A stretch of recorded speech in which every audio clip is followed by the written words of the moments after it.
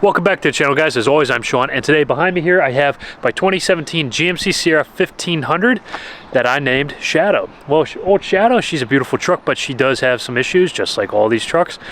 Right now, we're dealing with a horn that won't stop. I went ahead and locked the truck after I exited a couple minutes ago, and it is unbearable how loud this thing is right now, and it won't stop. I didn't understand what was going on. I ran over there, I thought I hit the panic button. Well, it wasn't the panic button. I jumped in the truck, tried to start her up. That didn't do anything. I even hit the unlock button a couple times. That didn't do anything. So I had to go ahead and disconnect the battery. Thinking that would solve the problem and reset the computer, I went ahead and tried to reconnect the battery. No, it started immediately beeping like crazy. I'm gonna show you guys in just a second what I'm talking about, and then we're gonna go ahead and fix the problem. But before I do, if you guys like this video, if it helps you out, hit that like button for me, and don't forget to subscribe to the channel for more videos just like this. All right, guys, so I did some troubleshooting here. We're gonna go ahead and open the truck, pop that hood, come around the front side here. We'll get her opened up. All right, guys, now that we're under the hood, we're gonna go ahead and take a look for the fuse box. But the first thing that I did whenever I was having this issue is I disconnected the battery to try to reset the computer. After I disconnected the battery, I believed that reconnecting it would help reset the computer and change the code or whatever was going on. Well, that didn't help. In fact, it just continued. So I went ahead and I located the fuse. I'll show you exactly where that's at in just a second. And then I removed that. That's gonna give me the ability to try to figure out and troubleshoot what's going on here. And I'll show you right now where that fuse is located. All right, guys, we are on the driver's side of the truck, and you have to push these two tabs back so you can remove the hood, and then you just pull this out, and there you go. All your fuses are right there in the open. So right now I'm going to show you guys as I connect the fuse. The fuse is going to go right here. I'll zoom in for you guys to see that. All right, guys, the horn fuse goes right there. You can see it's missing. I'm going to go ahead and put it back in, and you'll see exactly what I'm talking about. This thing is going to start beeping like crazy.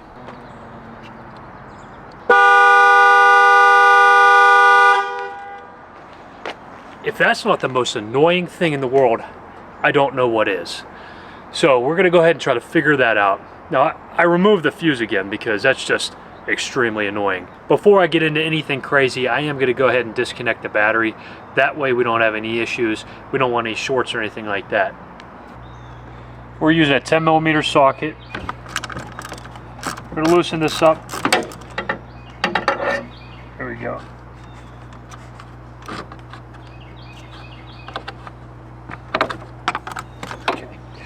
Now we can go ahead and start the work. And a quick side note for you guys, if you need anything to get this job done, go ahead and take a look in the description below. We have everything listed right there for you. If you have any tips, questions, comments, go ahead and let me know in the comment section below. I'm happy to answer any questions you guys have. And don't forget to share this video with your family and friends, especially if they're having this issue. This will help them out in the long run. All right, guys, day 2 of this adventure. I got the fuse box replaced from the dealership. Unfortunately, it's $100 more than buying it online, but from what I understand, it is on back order, so I went ahead and grabbed it because it's the only one they had. So I ended up paying about $260. Ugh, it's disgusting, and they don't call it the dealership for no reason, right? When you could buy it online for $100 less. But this is going to be part number 84303175. This is going to be your engine wiring harness junction block. Now that's a tongue twister of a name for basically what is a fuse box. So we're gonna go ahead and replace the old one with this one. I think that's the easiest bet. Again, guys, this is gonna be part number 84303175. I will link it in the description below for you. In fact, I'm gonna link everything you need to get this job done right down there in the description below. Before we run out of light, let's get into it.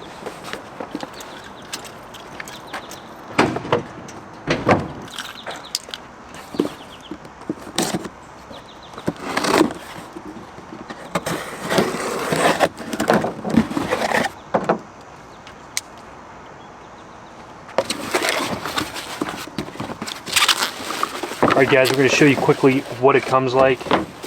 Packaging is actually very minimal.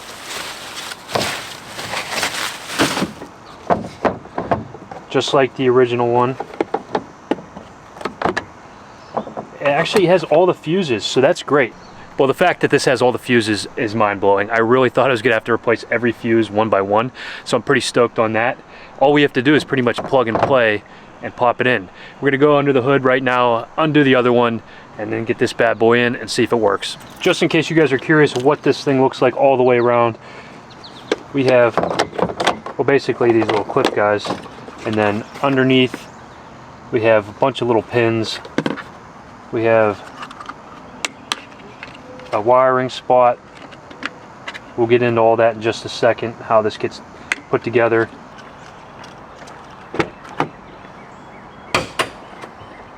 Pop the hood, we'll get under it, find out where this guy's located. It's going to be on the driver's side, right here. Pretty much right against the fender, you'll find that fuse box. Come on in for a closer look. All right guys, this right here is your engine wire harness junction block, aka the fuse box. We're going to go over here now that we know where that is, and we're going to go ahead and disconnect the battery.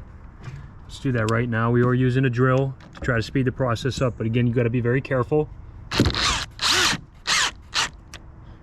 Now that we have that loosened up, we're going to disconnect it.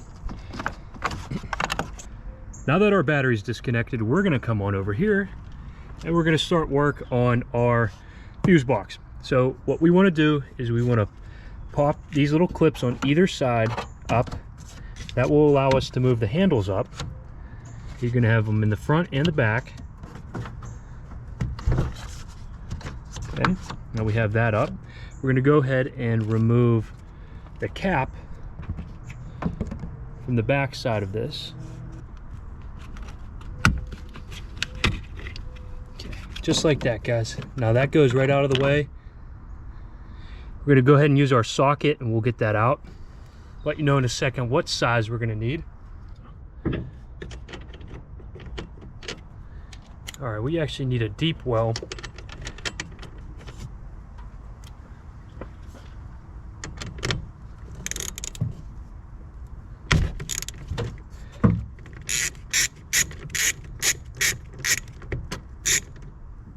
That 13mm socket worked good.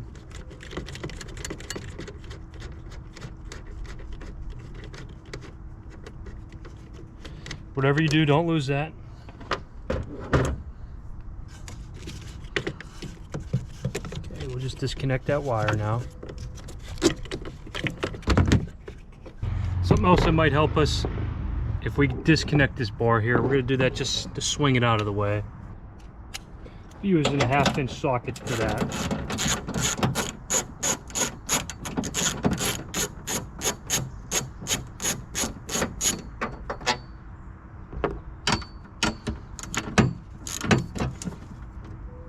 Now I can get my hands around there, and then we just push this together as hard as you can, and then it will slide out just like that.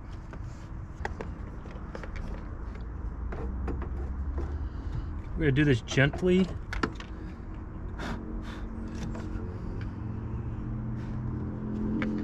We are going to do this gently because I do not want any problems whatsoever. We do want to make sure that we get the hooks all the way into place. Right? That was not the case there. So we're going to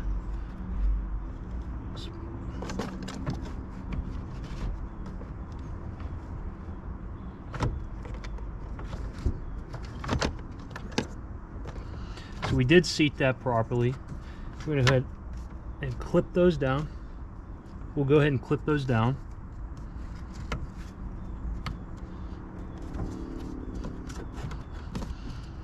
Okay. Everything is in there nice and tight. Should not have any issues. Now we'll go ahead and tighten that wire down.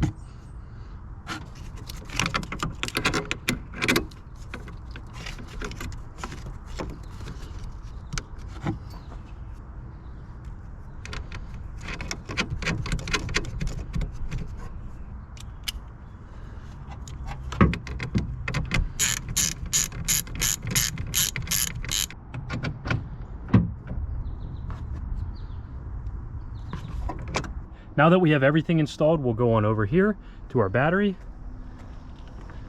We will pop our ground on. Be ready for a loud noise. No loud noise, guys. How about that? Tighten her on down. With the battery connected and the new fuse box installed, we're gonna go ahead and give it a test. And here we go, moment of truth.